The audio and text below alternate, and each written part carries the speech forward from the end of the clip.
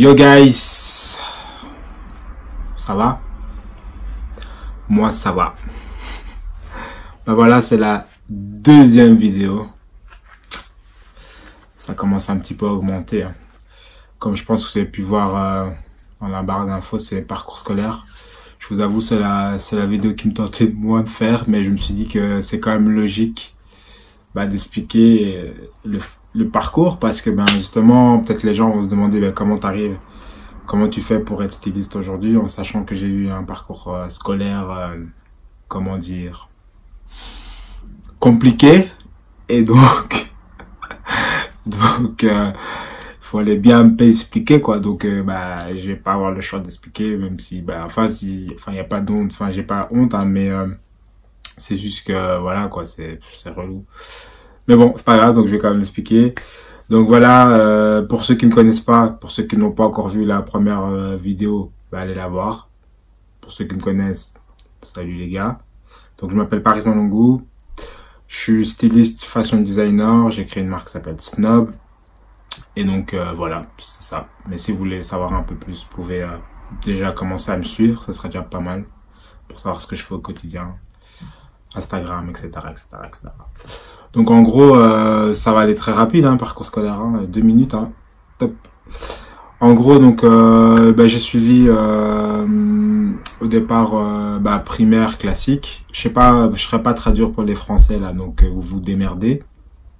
Primaire classique. Puis après, secondaire, donc aussi classique, mon voisin qui fait la danse du Mia, ou la lambada, je sais pas ce qu'il fait. Il fait beaucoup de bruit. Enfin, soit donc primaire classique, puis secondaire, je sais pas si on dit collège pour les Français, je sais jamais. Donc voilà, et puis donc j'ai fait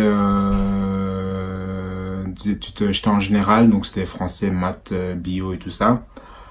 Je pense que c'était une période où j'étais un peu triste parce que le prof, je pense qu'il pensait que j'étais teubé, il pensait que j'étais con. J'étais toujours à côté du chauffage, en train de... J'écoutais pas en fait. J'écoutais pas, j'aimais pas, je pense. Et comme j'étais un mec qui était un peu dans les rêves et tout, j'avais beaucoup de mal à suivre les cours. Et parce qu'en Belgique, il y avait un système qu'on passait directement de première à deuxième. Et donc ouais, ça a été un peu compliqué pour moi. Et j'étais dans une école qui s'appelle Bracops Lambert à Anderlecht, pour ceux qui viennent de Bruxelles. Et ouais, pendant 2 ans, c'était compliqué là. J'étais triste parce que je comprenais rien en fait. Et puis les profs pensaient que j'étais teubé, je pense. En fait, je pense pas, je suis sûr. Notamment le prof de maths, je pense qu'il s'appelait Monsieur Honoré. Ouais, c'est ça son prénom, son nom. Monsieur Honoré, lui, je pense que il pensait que je savais pas calculer, compter jusqu'à 10, quoi. Donc ça a été vraiment un truc un peu difficile. Ce qui était quand même chouette, c'est que j'avais une chouette classe. Je me souviens, Myrna, Rosaria et tout ça, c'était vraiment des gens hyper cool. Myrna d'ailleurs, paix à son âme, parce que elle est décédée, j'ai appris il y a pas très longtemps. J'ai une fille que j'aimais beaucoup. Donc 2 ans, j'étais délégué de classe. Ça c'est plutôt cool parce que c'est déjà, on voit le leadership là en moi qui était très fort. Le gars qui se la raconte. Et donc j'étais délégué de classe et donc c'était assez cool. Les profs ils trouvaient ça bizarre parce qu'ils disaient mais ce mec il a les plus mauvaises notes, il est délégué de classe, donc c'était trop bien. Donc je suis resté dans cette école pendant 2 ans. Puis par la suite vu que mes notes étaient vraiment nazes, j'ai dû changer. J'étais dans une autre école qui s'appelait Don Bosco à Bruxelles. Et donc là j'étais dans la partie électricité, donc en professionnel, et j'ai kiffé. J'ai kiffé parce que j'ai trouvé ça chouette. En fait, ce que je pense que j'aimais beaucoup, c'est de travailler avec mes mains. Aussi, c'est le fait qu'on devait faire des maquettes. Je pense que c'est le fait que j'étais un petit peu indépendant, que je pouvais bosser par moi-même.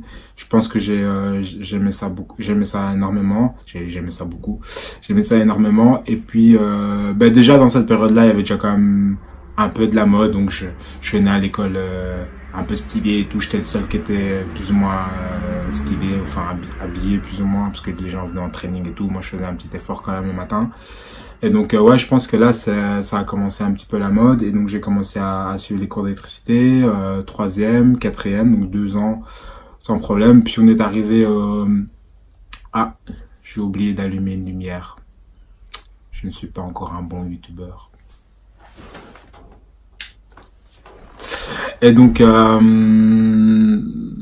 ouais, c'est ça. Donc, au milieu de l'année de la quatrième, j'étais en train de faire mes maquettes et tout. Et à un moment donné, le prof, il dit comme ça, ouais, quand vous allez travailler en électricité, vous allez travailler dehors.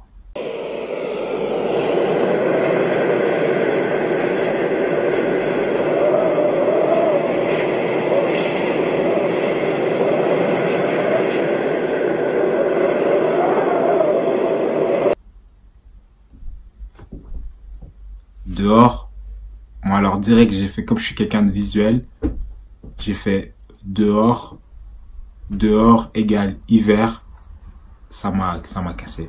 Je sais ça paraît con comme ça, mais c'est vrai que quand il nous a dit ça, en fait il aurait dû développer un peu plus, il ne l'a pas fait et moi je suis resté bloqué sur ce truc de j'étais en train d'imaginer en train de faire une maquette, je sais pas quoi, dans la rue dehors avec la neige et tout.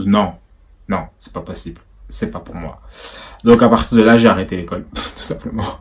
C'est pour ça que je suis pas un exemple. J'ai arrêté l'école et puis directement. Donc ça, c'est un peu ma personnalité. Je suis quelqu'un qui est en général qui tranche assez rapidement pour certains trucs. Bon, aujourd'hui, je le regrette pas parce que je suis là devant vous aujourd'hui et j'ai fait un long parcours, mais j'ai bien fait de faire ça parce que quelque part, c'était pas ma voie, mais j'ai arrêté l'école directement. Et puis par la suite, je